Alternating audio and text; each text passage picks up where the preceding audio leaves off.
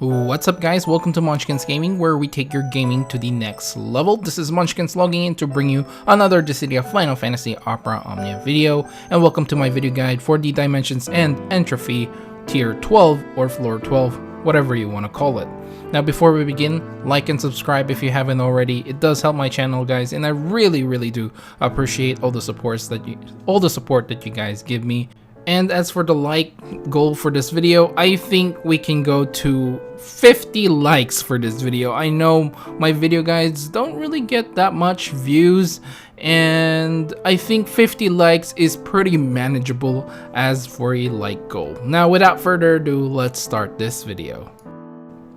Now we'll start this video off with the general tips and guide, because we have fought these enemies or bosses previously in different lost chapters or events, so I don't really want to go over too much about their abilities and weaknesses and such. So general tips, we'll start off with save around 40 to 50% of your abilities for the final wave. Now this is only a 2-wave fight, which is kind of reminiscent of what we've been getting lately with our events, character events and lost chapter. All the chaos fight seems to be like two waves only, so just save about 40 to 50% and you should be fine. The next one is to bring a dispeller like Arciela or Vanille, or you can combo other dispellers like Bolfir, Yuffie with an enchanter / imperiler like Fujin or Lulu, for example. Those characters will be able to help sort of carry these other dispellers, I suppose, into this fight, because this fight is going to be a magic based fight. You need magic based characters. Now next one is to bring in a healer, of course. Arciela, Hope, Aerith, and or Alpha Node are going to be very helpful in this case. Arciela definitely gonna be an MVP if you did decide to pull for her. She's a definite, like, not a must, but really makes this fight a lot easier and a lot more manageable. Next up is to bring in a tank. It has to be a magic based tank. Edge or Celeste are probably the best choices here, seeing as they both have magic based attacks for their abilities, so they're not gonna be too gimp for this fight.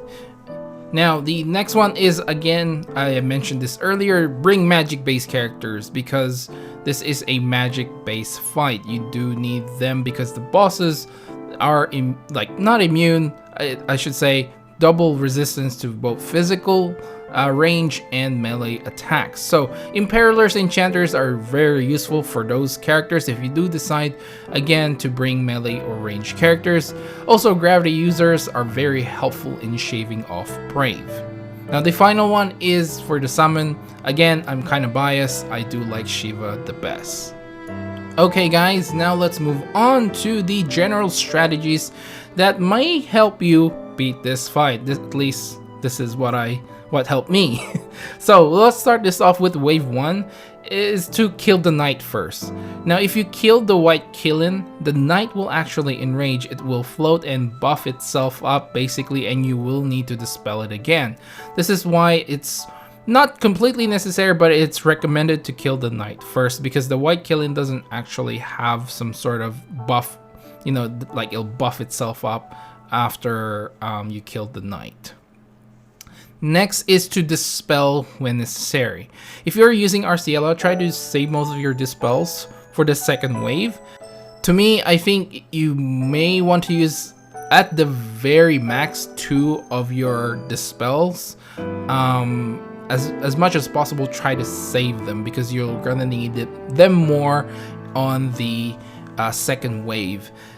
And also, of course, your HP silence, try to use it sparingly as well.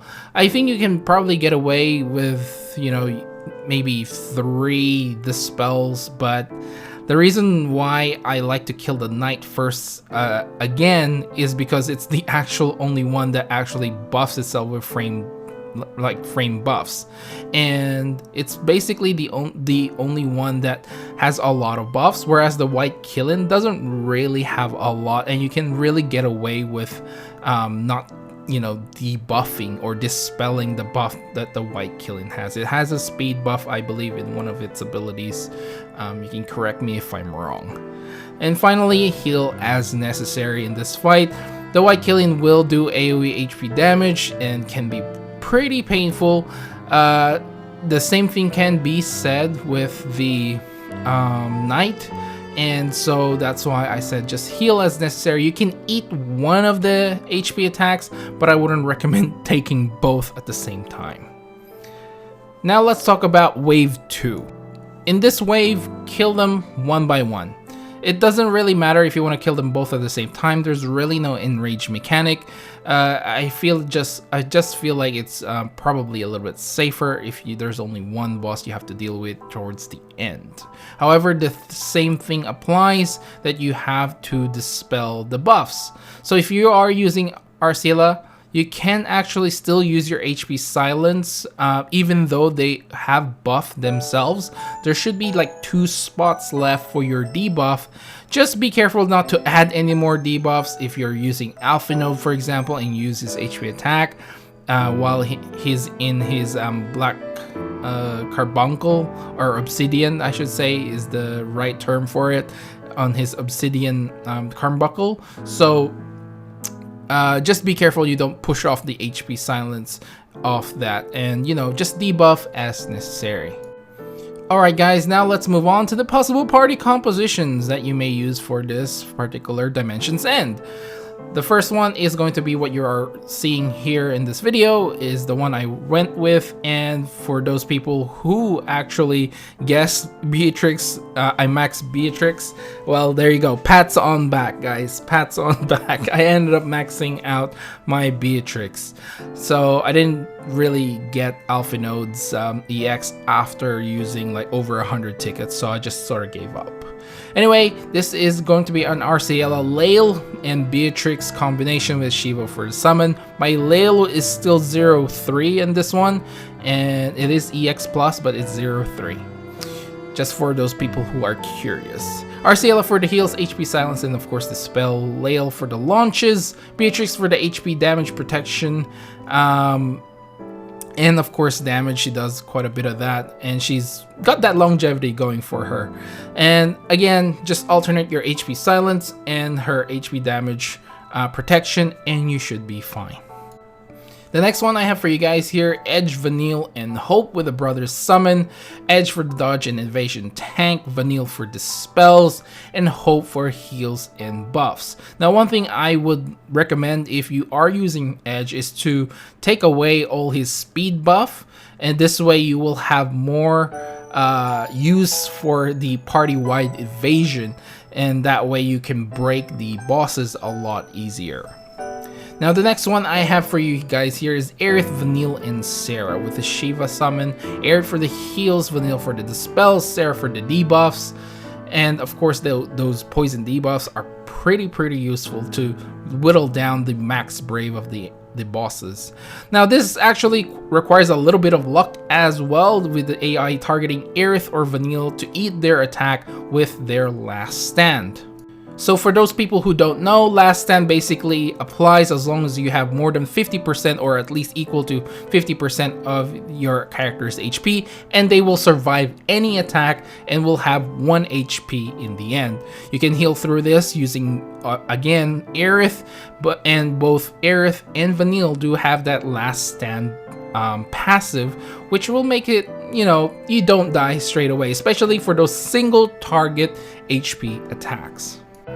And the last one I have for you guys here is Arciela, Aerith, and X-Death with a Shiva summon. This is basically Arciela and Aerith do their thing, and X-Death for his gravity-based attacks for those very nice brave shaves. Alright guys, so we're finally towards the end of this video, and of course I'll give you guys my final thoughts about this fight. Now in all honesty, I was really scared about this fight because I didn't realize I was really low on magic based characters.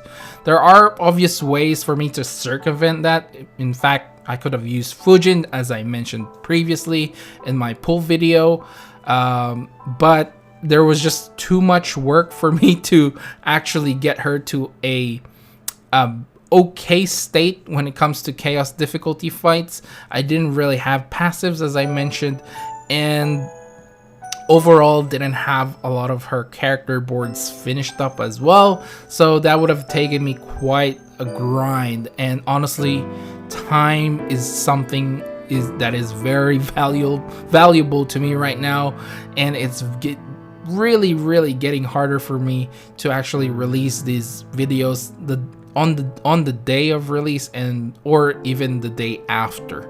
So I didn't really have that luxury to just, you know, max out my Fujin and then end up doing the dimensions and using her.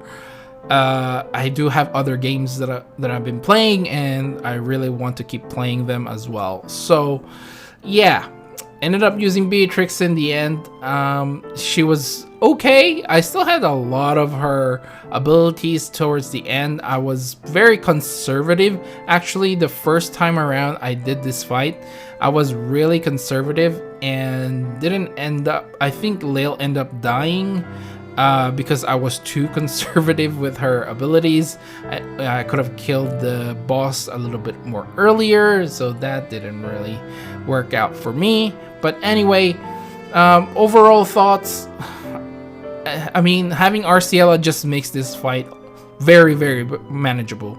I didn't like the position I was in because I didn't really have a lot of magic based characters, but if I did, having X Death would actually be really helpful for me right now. Or if I did get Alpha Nodes EX, or if I have enough resources to max out Aerith, I think the fight is really manageable when it comes to having Arciela in your team already. So it's very helpful. So overall, if you don't have Arciela, this fight is still okay if you do have Vanille who can dispel, although you may want to free her up if you ended up using her in the earlier stages in Dimensions End. But overall, I think the fight is very, I guess, it's still very scary because they can just one-hit you, especially in the second wave. So difficulty-wise, I would put this up there. I would really probably put in one of the hard stages at least. Not overall, I wouldn't say it's the top, but it's in between the medium and hard difficulty, so more leaning towards the hard chaos difficulty fight. So that's just my opinion. Let me know your opinions down in the comments below. And also, this is the end of the video, so leave a like and subscribe if you haven't already. It does help my channel, guys, and again, I really do appreciate all the support that you guys give me. And of course, hit that bell button as well if you don't want to miss any of my content. And the like goals for this video, guys, again, is just 50 likes. Just 50 likes for this video, guys, and I really do appreciate it. And again, leave down in the comments below which team you use for this fight. Let me know if you have any interesting ones. Anyway, follow me on Twitter and on Facebook as well. I nearly forgot that. And this is Munchkins logging off. Thank you very much for watching, and I'll see you guys in the next level.